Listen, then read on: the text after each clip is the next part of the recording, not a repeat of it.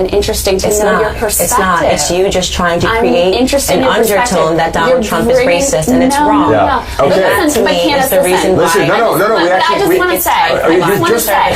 just want to say, you're looking at me on the basis of my skin color, making a bunch of, making a bunch of deductions. I did not. You said that. You can run the tape back. I want to say, look, here's what I want to say. You quoted a tweet and then you made it about I you. appreciate. You were not added, but you were not added in that tweet, so do not say that I called you that, because that's dishonest. And we are on, TV, so you can run. Racist. Okay, so I did not call you racist. You're using the typical leftist tactic of trying to make yourself a victim, which is not what I want. No, but we're actually well beyond time. Well, she's making herself a victim and pretending that I came here and called her racist. So this is a typical leftist tactic. That we not demonize our opponents. And I think it's important that you not demonize my. Hey my love, so you're welcome back to my channel. It's your girl BB Harry, and I'm back again for another reaction video. So I'm bringing to you Charlie Cake, and the title of this one is Charlie Cake and Candace Owens dominates and crushes Krystal from Cave TV. Guys, I can't wait for us to watch this. This is gonna be a banger. It's gonna be a heated one. Oh my god, this is gonna be very intriguing, right? So if you haven't subscribed, do well to hit the subscribe button, subscribe to our channel, give us a thumbs up. Without further ado, let's get right into this video. Attempted bomb attacks come in the final stretch of what has been a highly contentious election season, nearly 2 years after the 2016 election. Both parties continue fighting about race and about gender. We've also seen allegations of voter suppression targeting African-American voters. In the last few weeks, groups like Antifa and Proud Boys were accused of wreaking havoc. And we still have a couple weeks until Election Day. Joining us to talk about the intense state of politics right now, we have Charlie Kirk, founder and president of Turning Point USA, and Candace Owens, Turning Point's communications director. They're in Washington to meet with the president. Welcome to you two. Can I just first ask, what is this event, and what are we going to be seeing the next couple of days here in D.C.? You know, we had received so much interest over a period of time in this sort of youth black conservative movement, and it felt like we really wanted to harness the power and the opportunity and invite everyone to D.C., first and foremost, to bring them to conservative ideas. A major hurdle that the black community faces is not having the resources to get to different ideas and sort of being locked inside of a bubble, and having them listen to speakers that they perhaps haven't heard before. Dr. Ben Carson, Larry Elder, people who are routinely mocked in our community. So this is the first ever opportunity to do that in DC, and we're really excited that it's happening this weekend. Charlie, what are you hoping that the president gets out of these interactions? Well, I first want to take a step back and just give Candace Owens credit for changing the national conversation around these issues from a conservative kind of perspective over the last year. When I first met Candace, one of the first things she said is, she said, Charlie, I think we can have a young black leadership summit that can be a lot bigger than any of the pundits or the consultants would ever dream. And I mean, tomorrow, 400 plus young black leaders from across the country. That's an accomplishment that, especially of a conservative, tilt, if you will. And the number could have been much higher. That's right. And so the number could have been higher, and it was the last minute influx of interest. I mean, we had probably 5x that in applicants and in inquiries.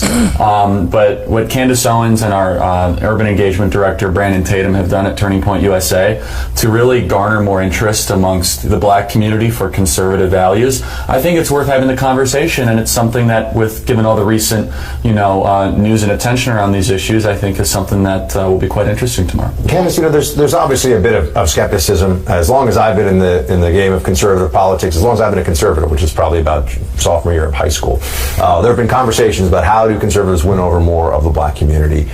There have been some prominent leaders. You mentioned Dr. Ben Carson, others who have come forward and have tried to get this conversation going. What are you seeing that's different now, really? Like, why is it? I mean, to Charlie's point, he's saying that you've changed the conversation. How and why is the conversation different? It's funny that you say that, because I was able to meet with Dr. Ben Carson early on this year, and we spoke about that. Like, what are the differences? Why are people paying a little more attention now? And I think that, and to his credit, in the past, the conversation was almost so intellectual that it was hard for people to digest and process and to understand. And because the left had won the culture war, it was easy for them to mock them, to see a skit where perhaps Dr. Ben Carson or Dr. Condoleezza Rice are being mocked. And I think I'm a little more of a fighter, definitely in terms of starting my channel on YouTube and wanting it to be colloquial and wanting it to feel familiar, like you were talking to your brother and sister, and sort of taking back some of the turf that was lost on the culture war by making fun of people on the left in the same way that they make fun of us. I think that sort of helped bridge the gap and make people more interested in having the discussion. Does it bother you that there's Makes no sense. prominent African Americans in the White House itself? Do you think Sure, that's there is. important? Jerron, Dr. Ben Carson's part of the executive branch. That's not true. You know that's not Well, true. within the White House itself. Jerron is an executive with Jared Kushner. What is his role? He's a DAP, which is a Deputy Assistant to the President of the United States, which is a top tier. So that's not true. You know Who that's are not true. other individuals in the White House? Well, I want to go back Just and trying answer to your bring question. So, confusion. and one thing that we always speak when we speak to conservatives about is we have to stop believing in this illusion that because somebody is black, they represent my interests. Thank you. We learned that lesson via Barack Obama. I mean, he was in the White House for 8 years and didn't do much for the black community. So I'm not interested in the color of people's skin. So I'm it's- interested in what they do and what they so accomplish. I'm really interested in your perspective here. Yeah. So to you, having you don't look at it is an administration that has more white men than past administrations have had. Yeah, and- but that doesn't bother you. You don't think that diversity is No, important? not at all. I think that we have to stop believing Why that is she diversity bringing is the color color of into it? people's skin, because if you have like the Black Caucus, for example, which didn't stand up and applaud when Trump announced that we had the lowest ever unemployment in the black community, that's concerning to me. So a big part of the conversation that we open is in making people understand that's an illusion that the left has sold, that somehow because somebody matches my skin color, because somebody matches my gender, they have my best interests at heart, and that is completely fallacious. I have to ask about Kanye. You two have been seen, photographed with, spent time with Kanye. I got a tremendous, we have to speak about it on the show, got a tremendous amount of attention from the media from a recent meeting in the Oval Office. How does he factor? Look, I feel like conservatives play this game that we go back and forth. If anybody who's famous starts talking in any way that conservatives like, we embrace them right away, and then sometimes we feel like we get burned later. They're not as conservative as we thought. Kanye has such a huge megaphone. He's obviously somewhat of a controversial figure as well, based on what he said in the past. Charlie, just to start with you, how does he play into all this other than, I want to hear from both of you on this, but how does he play into all this other than just getting a lot of attention? You know what I mean? How is he changing the conversation? I'll be the first one to admit, I was your typical macroeconomic loving kind of conservative individual that wasn't part of the culture that, You had a high paperback in your bag. I know what I mean. I became Yeah. a conservative based on reading Free to Choose and Ludwig von Mises. And I think it's amazing that someone like Kanye West is broadening the conversation. And it was Candace that opened my eyes to this. And I wasn't that I was resistant, but I was like, really, Candace? Wait, what do you mean that we can? She said, no, you don't understand. From one of the first times I met Candace said, Charlie, Kanye West can change the national conversation on these issues. And I think that he's more of a Trump supporter than people That's give true. credit. In fact, Candace is on record with our friend Dave Rubin saying this back in September of 2017, kind of predicting the Kanye movement, I guess you could say. The Kanye movement. Kanye movement, yeah. I'm going to use that word, and I think that's true. I've sort of followed Or Kanye's career for a very long time, so when I was asked that question of who I admire, I said Kanye West, because he's always been, long before Donald Trump came down the escalator, it was Kanye West that's been the battering ram against political correctness, and I knew that someone with his personality wasn't going to be able to exist comfortably on the left anymore, because we are now being told what to think, how we have to think, who we have to love, who we have to hate, and that's not comfortable for anybody that's an artist, and their stranglehold on culture is really what Kanye is sort of taking a stab at. Now, I want to be clear, based off of my conversations with him, he's not a Republican, and I think that that's an important thing to distinguish and to make clear, distinction to make, because in many ways I've said I'm not a Republican either, but he is a free thinker, and he values ideas, and unfortunately, if you believe in the ability to think and to have a dialogue, that is a position that's on the right today. So Candace, I do want to ask you about news of the day. Obviously, we have all these explosive devices that have been sent to prominent critics of this administration. Right. And in a tweet, you originally said you thought there was zero chance conservatives sent bombs. I think you took that tweet down. Yeah. But you later added, it isn't conservatives that are chasing people down in offices and restaurants. It isn't conservatives that have weaponized sexual assault as a means to political gain. I stand by my opinion that when it comes to political violence, the left is the likely culprit. That's correct. So we've seen that. So you think that it was look, the left or Democrats who sent these pipe bombs? I think we're all entitled to have an opinion. We don't have any facts surrounding this, and Twitter is a venue where you're allowed to express your opinions and beliefs. And But just to be clear, so that's not based on any facts. That's just of course your it could couldn't possibly be based on facts. We don't have any evidence other than the fact that they're investigating it. But I'll come to Candace's. I do want to finish this by just saying that it is my belief, when you take a look at the conversation, the things that have gone on, and the increasing violence that's gone on, it has purely been a leftist tactic to stall things, delay the administration, and to fearmonger. So, as a matter of opinion, I do believe that when we get to the resolution, the bottom of this, and we do have facts, we're going to say that this is orchestrated by the left, but by no means is that opinion rooted in any proof, because we don't have anything yet to go off of. I could certainly point to Charlottesville. I could point to other acts that happen. I could point to Dylan Roof. I mean, there's certainly acts of violence that have come from. But do you see how far back you have to go to do that? Charlottesville? That's literally starting at the beginning of his administration. Look at all of the pieces that have gone on.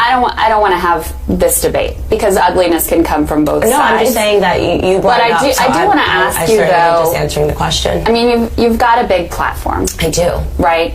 And you have a powerful voice. Thank you. And kudos to you for creating that. Thank you. How do you view the responsibility that comes with that? I view the responsibility of just being a person that maintains my ability to have an opinion, that I express an opinion, and no means that I say that I have just found the facts and this is related. Yeah. And I always reserve the right. There's 0% chance. Yeah. I said I'm going to go out and say that there is a 0% chance that this was sent by conservatives. I find all the things that are going on, the caravan of illegals, the packages that are being sent, Brett Kavanaugh's confirmation. And just to clarify, you think the caravan too was organized by Democrats? I find it to be incredibly suspicious timing, so that they are meant to get to the border on the day of the election. Again, this is not rooted in fact, but you do have to understand I am very much entitled to my opinion, and Twitter is my platform. Candace, I have one more. Just one more here, because I wanted to get to know you before you came on. And I'm really interested in your perspective, because I think you're a fascinating person. Thank you. There was another tweet that said the Democratic Party is comprised of racist white liberals. That is correct.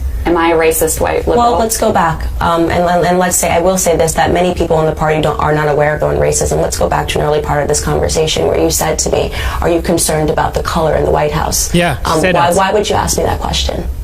Because you speak about black issues. No, but why would you ask me? Well, let's get to really the nucleus of this. Why did you ask me that question today? Because why did you feel that I needed to be concerned about that?